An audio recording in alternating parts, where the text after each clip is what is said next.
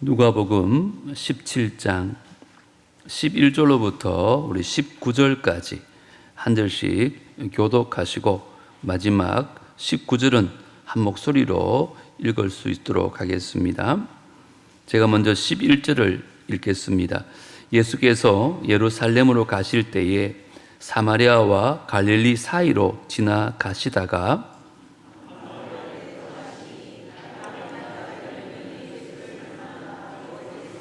소리를 높여 이르되 예수 선생님이여 우리를 불쌍히 여기소서 하거늘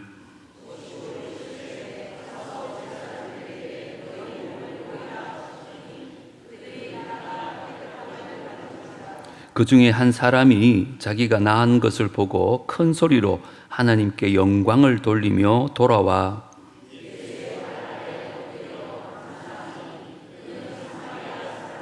예수께서 대답하여 이르시되 10사람이 다 깨끗함을 받지 아니하였느냐? 그 9은 어디 있느냐?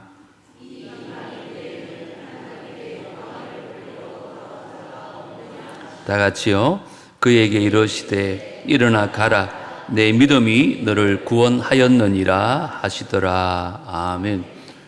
오늘의 말씀의 제목은 그 9은 어디 있느냐? 말씀의 제목으로 오늘을 좀 나누려고 합니다.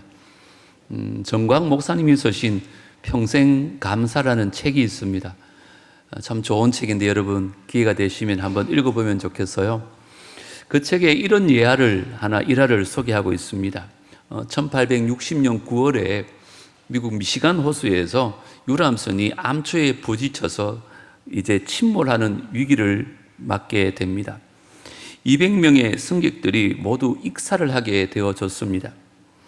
그때 대학 수영 선수였던 에드워드 스펜스라는 젊은이가 그 사고 소식을 듣고 헤엄쳐 들어가서 17명이나 구출하는 기적 같은 일이 일어났다고 합니다. 자신의 생명을 돌보지 않는 이 영웅적인 일에 미국 언론이 대서특필을 했습니다. 그로부터 오랜 시간이 지난 후에 토레이 박사가 LA에서 집회를 하고 있었습니다. 목사님은 설교 중에 이 사건을 언급하면서 이 스펜서의 용기와 희생 정신을 칭찬을 합니다. 그런데 놀랍게도 해중석에 이제 노인이 된 이분이 그 설교를 듣고 있었다고 합니다. 그래서 설교가 끝이 나고 이 사실을 알게 된 토레이 박사와 스펜스가 이런저런 얘기를 나누다가 토레이 박사가 이렇게 물었다고 합니다. 그 당시 목숨을 구해준 17명 중 몇 명이나 감사를 표시했습니까? 그때 스펜스가 이렇게 대답을 했다고 합니다. 한 사람이요. 어린 소년 한 사람밖에 없었습니다. 그 소년은 지금까지 크리스마스가 되면 어김없이 저에게 감사 카드와 선물을 보내오고 있습니다. 그 이야기를 전해주면서 정강 목사님은 오늘 본문에 나오는 이 사건과 짤막하게 연결하고 있는 것을 책에서 본 적이 있습니다.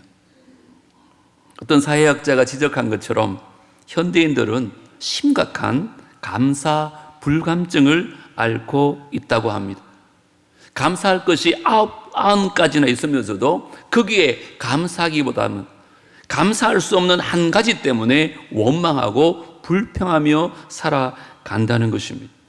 오늘 본문도 보면 이와 유사한 얘기가 나옵니다. 예수님께서 이제 예루살렘으로 올라가시던 길에 사마리아와 갈릴리 사이로 지나가시다가 어느 마을에 들리시게 됩니다. 그 마을에는 10명의 나병 환자들이 살고 있었습니다. 요즘에야 좋은 약이 있기 때문에 나병도 다 치유를 받을 수 있습니다. 하지만 제가 어릴 때만 해도 한 40년 전만 해도 이 나병에 걸린 사람들은 함께 살 수 없어 따로 격리되는 삶을 살아야 했습니다. 나 환자를 보신 적이 있습니까? 얼굴은 다 뭉그러져 있습니다. 손가락 발가락이 떨어져 나간 나 환자들 참 많습니다. 제가 소록도에서 그분들을 몇 년 동안 섬긴 적도 있는데요. 여러분, 이들이 그렇게 망가지는 이유가 뭔지 아세요? 그분들은 통증을 느끼지 못합니다. 발에 못이 찔려도 통증을 못 느끼는 거예요. 칼에 손이 베어져도 아픔을 못 느끼는 거예요. 그러다 보니까 상처가 난 줄도 모르고 썩어가는 줄도 모르고 그렇게 몸이 점점 썩어가는 병이 나병입니다. 저는 오늘 먼저 10명의 나병 환자를 좀 살펴보려고 합니다. 여러분, 오늘 본문에 나오는 10명의 나병 환자들은 2000년 전의 사람들입니다. 생각해 보세요. 지금처럼 인권이라든지 치료 기술이 전혀 발달되지 않은 사회에서 살았습니다. 이 나은 자들이 살아간다는 것이 어떤 삶이었을까요? 어떤 아픔, 어떤 눈물, 어떤 어둠의 날들을 보내야 했을까요? 여러분, 그 시대에 사람들은 나병에 걸리면 하나님의 저주를 받았다고 생각합니다. 우리 옛날 사람도 천형이라 그러죠. 하늘이 내린 벌이라는 말입니다. 우리나라에서도 나은 자들을 향해서 돌을 막 던졌던 기억이 저에게도 있습니다. 여러분, 그 당시에 살았던 나병에 걸리면 살아는 있지만 마치 시체처럼 성 밖으로 다 쫓겨납니다. 가족들과 함께 살 수도 없고요. 성전 예배에 참석할 수도 없고 회당에 들어갈 수도 없었습니다. 길을 가다가 사람들이 저 앞에서 오면요, 입술을 막고는 가리고는 부정하다 부정하다 소리를 쳤어야 했습니다. 왜냐하면 이 나은 자 접촉에서 부정하게 되는 그것을 방지하도록 율법이 정하고 있었습니다. 그러니까 나병에 걸렸다는 것은 고통과 어둠과 절망의 세월을 견뎌내면서 정말 죽음만이 유일한 희망인 것처럼 살아가는 사람이 오늘 본문에 나오는 10명의 나병 환자들입니다. 이렇게 절망 중에 살아가던 이들에게 복음이 들려옵니다. 나사렛 예수라는 사람이 각색병을 고친다는 소식을 듣게 됩니다. 눈먼 자의 눈을 보게 하고 기머거리에 귀가 열려지고 중풍병자들이 일어나고 심지어 죽은 자도 살리셨다는 소식을 듣게 됩니다. 그러나 그들에게 무엇보다 가슴 설레게 했던 소식은 자기처럼 똑같은 나병 환자를 만지시고 치유해 주셨다는 소식일 것입니다. 마가복음 1장에 보면 한 나병 환자가 예수님께 나와서 당신이 원하시면 나를 고칠 수 있습니다. 도움을 청합니다. 그런데 예수님께서 그 나병 환자의 몸에다가 손을 대시고는 그를 치유해 주십니다. 그리고는 이 나은 자를 향해서 이 소식을 아무에게도 알리지 말라고 말합니다. 그런데 이 나은 자가 너무 기쁘다 보니까 밖에 나가서 이를 많이 알리어 널리 전파하게 되었다. 이렇게 성경은 증언합니다. 그러니까 마가복음 1장이란 말은 예수님 초창기 사역의 때를 말합니다. 이런 소문을 통해서 이 10명의 사람들에게도 그 소식이 전해졌을 것입니다. 이 소식을 들었을 때 마치 어둠 가운데 한 줄기 빛이 비춰지는 그런 소망이 생겼을 것입니다. 아, 나도 나을 수 있겠구나. 나도 예수님을 만나면 온전함을 얻을 수 있겠구나. 그런 기대와 소망이 생긴 것입니다. 그러던 차에 예수님의 일행이 자신들이 살고 있는 그 마을을 지나간다는 소식을 들은 것입니다. 그래서 예수님을 만나기 위해서 이들이 길가로 나옵니다. 하지만 사람들 때문에 가까이 지나갈 수가 없습니다. 예수님과 제자들이 마을로 들어옵니다. 이 10명의 나은 자들은 예수님께 가까이 가지 못하고 멀리서 큰 소리로 외칩니다. 예수 선생님이여, 우리를 불쌍히 여겨 주옵소서. 이 불쌍히 여기단 말은 긍휼을 베풀어 달라는 말입니다. 자비를 베풀어 달라는 뜻으로 그 당시에는 사람에게 사용한 단어가 아닙니다. 신이나 하나님께 주로 사용했다고 합니다. 그런데 이 10명의 나병 환자들은 예수님을 향해서 자비를 좀 베풀어 달라고, 긍휼을 좀 베풀어 달라고 탄원의 기도를 드린 것입니다. 그러면 예수님 어떻게 해야 될까요? 마가복음 1장에 보면 이들에게 다가가가지고 손을 대시고는 치유해 주시고 이제 네가 나음을 입었다, 그렇게 선언하는 것이 마땅합니다. 그들도 그런 기대를 하고 있었습니다. 그런데 오늘 본문에 보면 예수님의 반응은 전혀 달랐습니다. 이렇게 말씀합니다. 가서 제사장들에게 너의 몸을 보이라. 물론 율법에 의하면 이런 나병이라는 부정한 병에 걸렸다가 나음을 얻으면 제사장을 찾아가서 확인을 받고 정결례를 치른 다음에 가족에게로 사회로 복귀하는 게 맞습니다. 그런데 문제는 이들이 아직 나은 게 아니잖아요. 치유되었다는 아무 증거가 없잖아요. 예수님께서 고쳐주시지도 않으시고 가서 제사장에게 가서 너의 몸을 보이라는 거예요, 지금.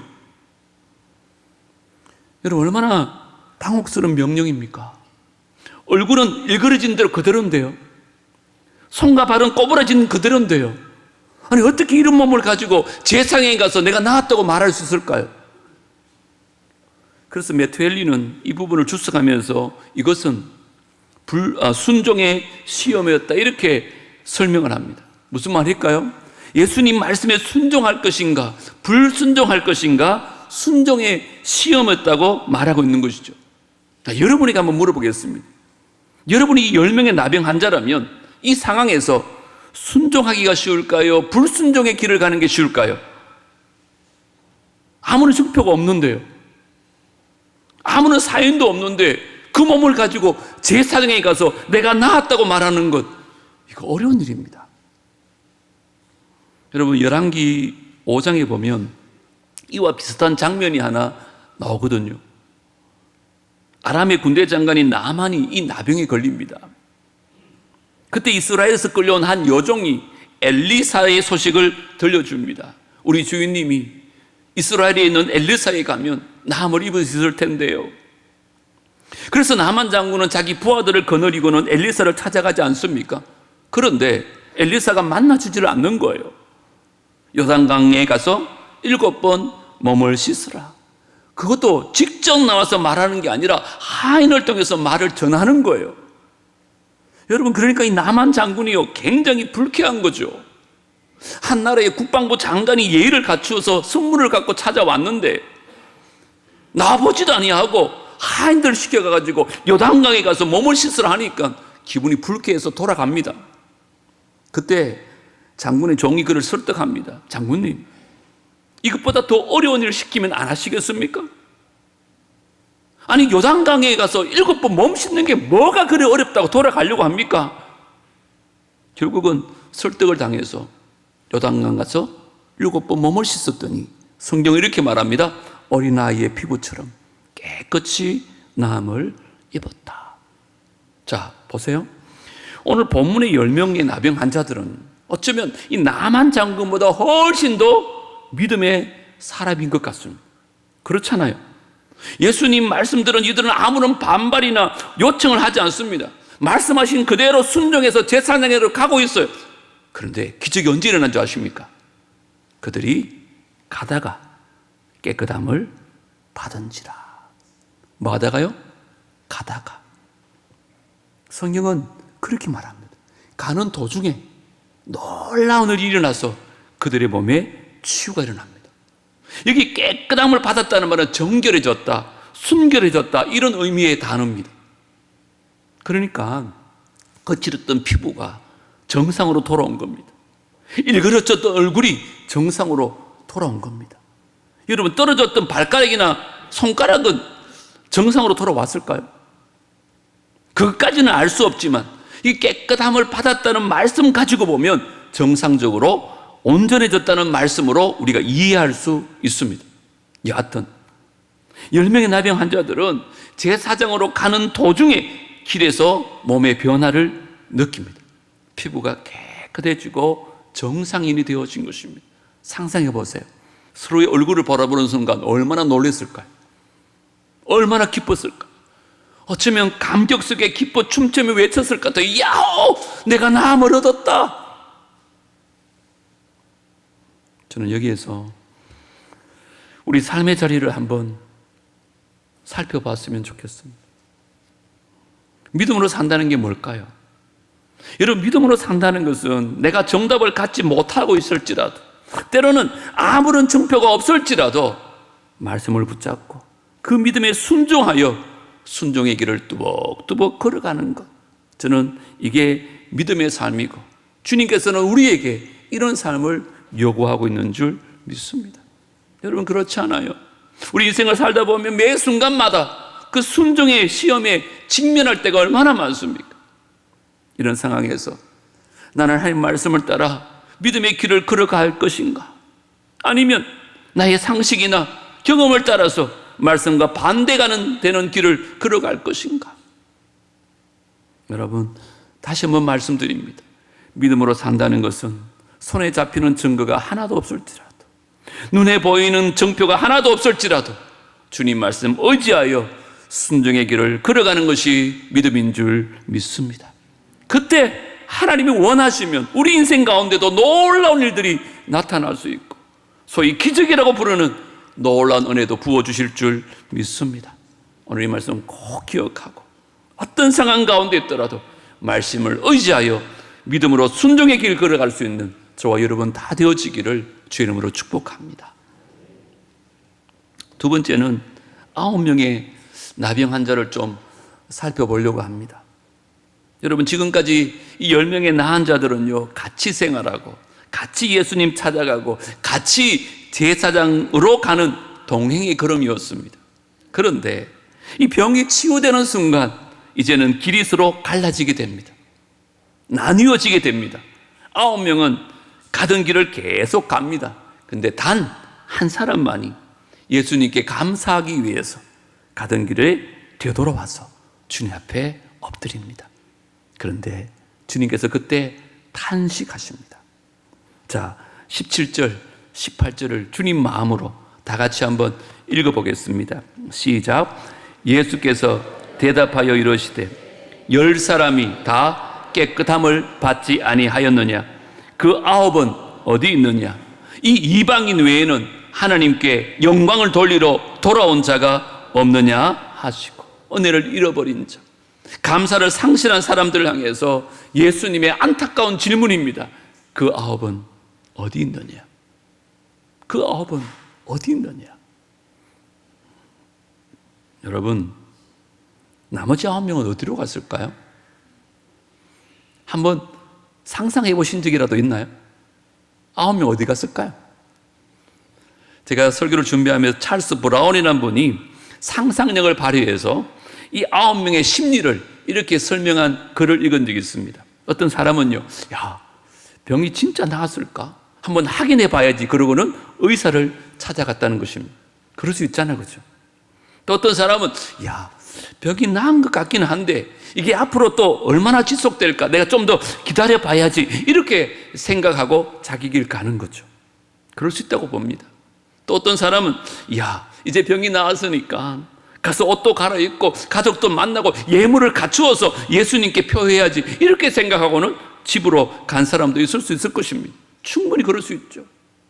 근데 또 어떤 사람은, 야, 이제 보니까 이게 나병이 아니었어. 나병이 이렇게 순식간에 나을 수가 있나? 오진이었던 것 같아. 그러고는 가는 거죠. 어떤 사람은 이제 제사장에게 몸을 보이고 가족도 만나고 이때껏 하지 못했던 일들도 하면서 신나게 행복하게 살아야지. 그러면서 자기 인생길을 갔던 거죠. 근데 어떤 사람은 또 도대체 예수님이 내게 한 게 뭐가 있어? 나를 만져준 것도 아니고 안수기도 해준 것도 아니고 그냥 가서 몸을 보이라 이 말밖에 한 게 없잖아. 그렇게 생각하는 거죠. 또 어떤 사람은 예수님이 나의 병을 치료해 준 게 아니라 이 병은 나을 병이었구나. 나을 병이었는데 우연하게 맞아 떨어져서 이 순간에 병이 나았구나. 이렇게 생각하며 자기 길을 갔다는 거예요.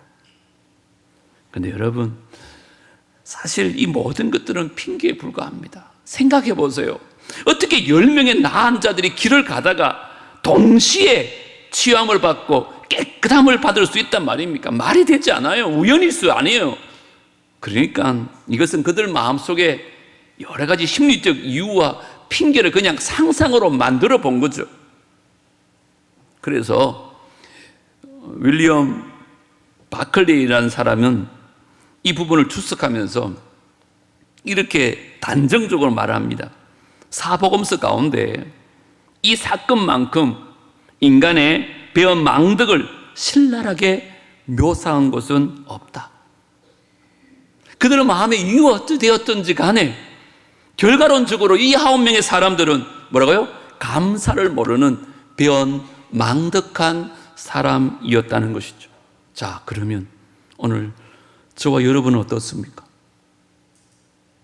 우리는 하나님 앞에 가분한 은혜를 받았음에도 불구하고 그 은혜를 잊어버리고 살아가고 있지는 않습니까? 우리는 만약에 그렇다면 이 9명의 영적 나병 환자들 똑같습니다. 여러분, 본질상 우리가 죽을 수밖에 없었던, 아니 죄와 허물로 죽었던 우리를 살리시기 위하여 하나님께서는 하나밖에 없는 독생자를 우리에게 보내주셨습니다. 그리고 그 예수님은 우리 죄를 대신해서 십자가에 못 박혀 죽으시고 피 흘려 주심으로 말미암아 그분의 은혜 가운데 우리는 죄 사함을 받게 되고 하나님의 자녀가 되었지 않습니까? 얼마나 놀라운 은혜입니까? 이게 보통 은혜입니까? 그 은혜 감사하며 사십니까? 물론 지난 6교회의 삶을 돌아보면 힘들고 어려운 일도 있었을 것입니다. 저도 제 인생 62년 가운데 가장 힘들었던 시기였던 것 같습니다. 그것 때문에 병도 얻었고 지금도 여전히 트라우마도 남아있지만, 그러나 오늘 말씀 생각하면서 지난날을 털어보니까 힘들고 어려운 것보다 그래도 감사의 제목들이 훨씬 더 많았다는 것을 제가 오늘 강단에서 고백할 수밖에 없습니다. 여기까지 온 것이 임마누엘의 하나님이 함께 해주셨기 때문인 줄 저는 믿습니다. 에베네셀의 하나님이 우리를 도와주셨기 때문에 내가 오늘 호흡할 수 있고 예배할 수 있고 이렇게 목사로 말씀 전하며 살아갈 수 있는 것 아니겠습니까? 내가 가진 것 중에 하나님 주시지 않은 것, 은혜로 받지 않은 것 과연 무엇 하나 있겠습니까? 다 하나님의 은혜였습니다. 우리는 이 시간 그 아합은 어디 있느냐라고 말씀하시는 주님의 탄식에 여러분 귀를 기울여야 됩니다. 탄식하는 그분의 말씀 앞에서 감사의 마음을 회복할 수 있는 저와 여러분 되어지기를 주의 이름으로 축복합니다. 세 번째, 마지막으로 한 명의 나병 환자를 좀 살펴보면서 말씀을 정리하려고 합니다. 이렇게 9명의 나병 환자들은 제각기의 이유를 가지고 배은망덕의 길을 갑니다. 하지만 단 한 사람은 예수님께 돌아와서 감사를 드립니다. 우리 15절, 16절 읽습니다. 시작. 그 중에 한 사람이 자기가 나은 것을 보고 큰 소리로 하나님께 영광을 돌리며 돌아와 예수의 발 아래에 엎드리어 감사하니 그는 사마리아 사람이라. 여러분, 여기 이분의 감사를 한번 보세요. 언제부터 감사했대 그래요? 병 나은 것을 보고 그 순간 하나님께 영광을 돌립니다. 그리고는 그 자리에서 돌아와서 예수님 발 앞에 엎드립니다. 여러분 잘 보세요. 이게 영광을 돌렸다는 말의 헬라어는요, 문법적으로 계속적인 행동을 의미하는 단어입니다. 그러니까 병이 나은 순간부터 주님께 오는 그 모든 여정 가운데 찬송으로 영광을 돌렸든지 말씀을 외우면서 영광을 돌렸든지 아니면 감사의 고백으로 영광을 돌렸든지 계속 감사하면서 예수님 발 앞에 엎드렸다는 거예요. 엎드렸다는 말은 왕 앞에 최고의 존경과 경의와 감사를 표현할 때 쓰는 단어예요. 여러분, 이 나병 환자에게 무슨 예물이 있었을까요? 그저 감사하는 마음 하나 가지고 그 마음 담아서 주님 발 앞에 넙적 엎드리고 주님 앞에 감사했던 거죠. 한국교회 성도들은 감사절만 되어지면 감사의 제목을 찾는 것보다 다음 주에 헌금을 얼마 해야 될까? 여러분, 그거 잘못된 거예요. 제가 감사의 힘을 드리지 말라는 뜻이 아니에요. 이 나병 환자 보세요. 아무것도 드린 게 없어요, 사실. 그냥 감사하는 마음밖에 없었어요. 그 마음 가지고 와서 주님 앞에 엎드려 감사했던 거예요. 그런데 그 감사를 받으셨던 예수님 뭐라고 선언하세요? 19절 다 같이 큰 소리를 한번 읽습니다. 시작. 그에게 이르시되 일어나 가라. 내 믿음이 너를 구원하였느니라 하시더라. 10명의 나병 환자들 다 치유를 받았어요. 그런데 이 한 사람만큼은요, 예수님께 돌아와 감사를 표합니다. 그때 예수님께서 더 큰 은혜를 그에게 부어주셨다는 거예요. 9명의 나병 환자들은 육신의 질고만 치유받았어요. 그런데 이 한 사람은 육신의 치유뿐만 아니라 영혼 구원의 은총까지 누리게 된 것입니다. 이게 성경에 이미 예언되어져 있었어요. 여러분 시편 50편 23절 잘 알잖아요. 뭐라 그럽니까? 감사로 제사를 드리는 자가 나를 영화롭게 하나니. 여러분들이 감사할 때 하나님의 영광을 받으세요. 그때 하나님이 하시는 일이 뭐냐? 그의 행위를 옳게 하는 자에게 내가 하나님의 구원을 보이리라. 이 말씀처럼 예수님 앞에 와서 감사하기 위해 돌아와 엎드린 이 한 사람에게 구원의 은혜를 베풀어 주신 거죠. 너의 믿음이 너를 구원하였느니라.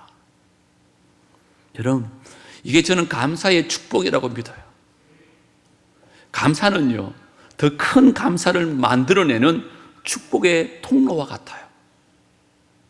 그래서 메투엘리는 이렇게 말합니다. 감사는 더하기와 같아서 모든 것에 감사하면 거기에 하나님의 축복이 더해진다. 어떤 일이든지 어디서든지 감사하면 플러스의 축복이 주어진다. 감사의 삶은 플러스의 삶이라는 거예요. 작은 은혜에 감사하면 하나님께서 더 큰 은혜를 부어 주신다는 거예요. 그래서 저는 감사의 축복이라고 말하고 싶어요. 이런 유명한 말이 있죠. 촛불을 보고 감사하는 사람에게 하나님은 전등불을 주신대요. 그 전등불을 보고 감사하는 사람에게 하나님은 달빛을 주시고요. 그 달빛을 보고 감사하면 하나님은 햇빛을 주시고요.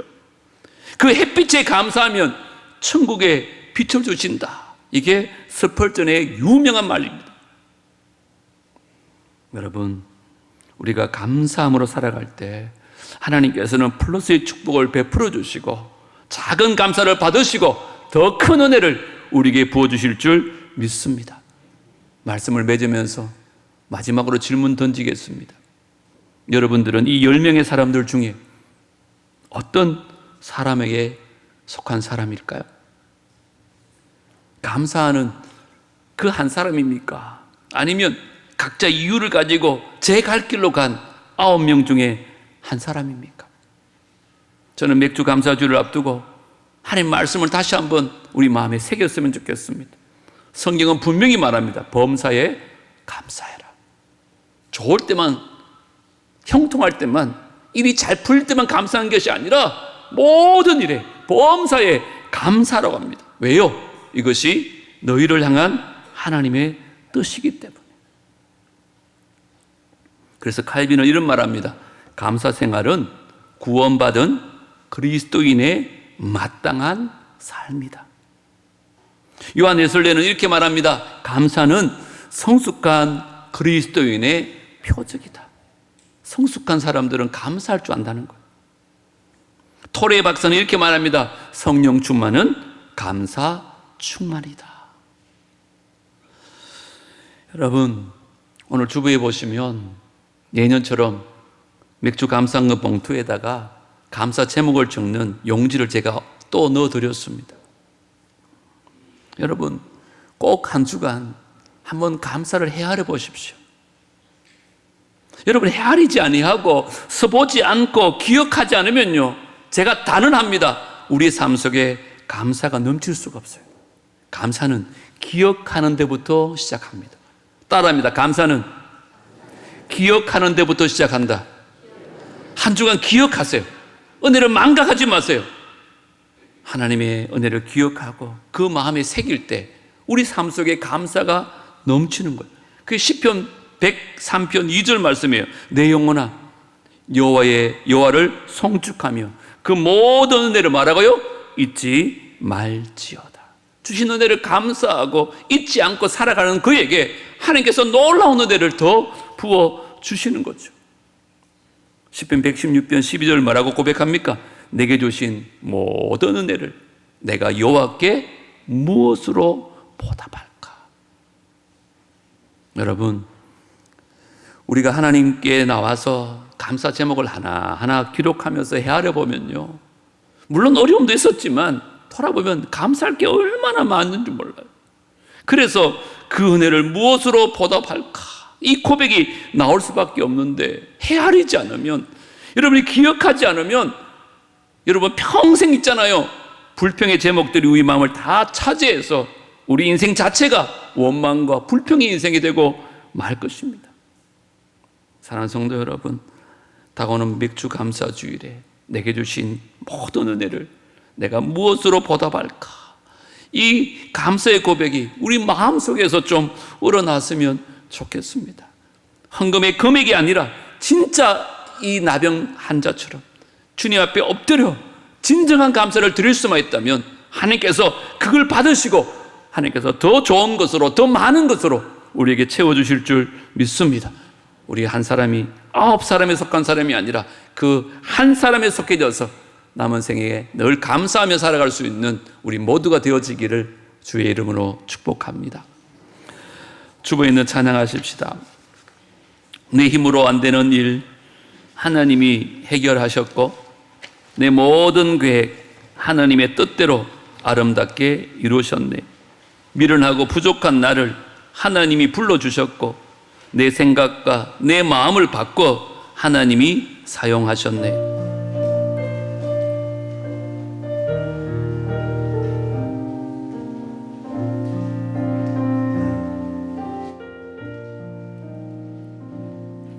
내 힘으로 안 되는 일 하나님이 해결하셨고,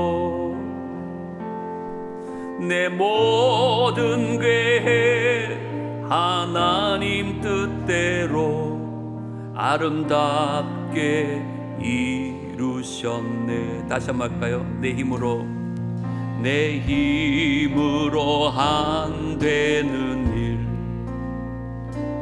하나님이 해결하셨고, 내 모든 계획 하나님 뜻대로 아름답게 이루셨네. 에베네셀의 하나님, 에베네셀의 하나님이 도와주셨고, 임마누엘의 하나님이 함께 하셨고, 여호와 일의 하나님이 복을 주셨으니 나의 삶은 하나님 은혜라. 오늘의 나 된 것은 하나님 은혜라. 나의 나 된 것은 하나님 은혜라. 하나님 은혜라. 지금의 나 된 것은, 자리다 일어나겠습니다. 미련하고 부족한 나를 하나님이 불러주셨고, 내 생각과 내 마음을 바꿔 하나님이 사용하셨. 다시 한번, 미련하고 부족한 나를 하나님이 불러주셨고, 내 생각과 내 마음을 바꿔 하나님이 사용하셨네. 아멘. 여호와 라파 하나님이 치료하셨고, 엘로힘의 하나님이 능력 주셨고, 여호와 샬롬 하나님이 평강을 주셨으니 나의 삶은 하나님 은혜라. 나의 나 된 것 하나님 은혜라.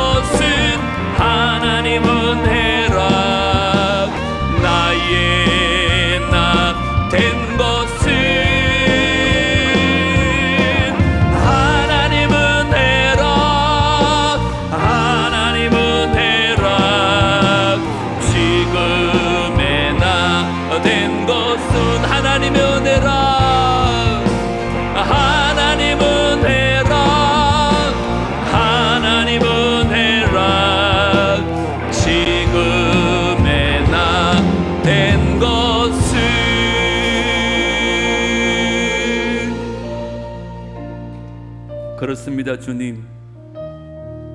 나의 나 된 것은 하나님의 은혜였음을 고백합니다. 순간순간 어려움도 많았지만 지금까지 인도하신 에베네셀의 하나님이었었습니다. 그 주님이 나를 도와주셨고 나의 그늘이 되셨기에 지금의 나의 삶이 내가 된 것인 줄 믿습니다.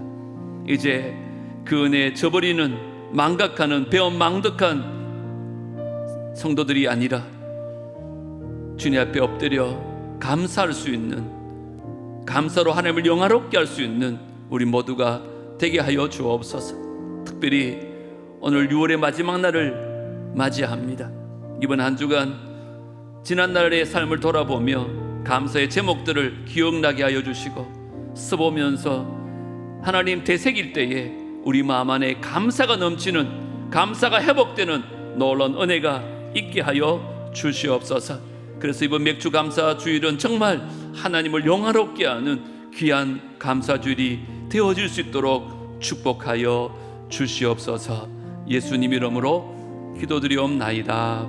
아멘. 이제는 우리 구주 예수 그리스도의 은혜와 하나님 아버지의 무한하신 사랑과 성령 하나님의 교통하심과 내주하심과 인도하심이 놀란 은혜를 받았지만 은혜를 망각했던 9명의 나병 환자가 아니라 그 은혜에 감사하며 주께 돌아와 엎드렸던 한 명의 나병 환자처럼 늘 감사하며 살기로 작정하고 돌아가는 귀한 주의 백성들과 그들의 가정과 자녀들과 하시는 모든 일들 위에 사랑하는 남북의 공동체 위에 이제로부터 영원토록 함께 있을지어다. 아멘.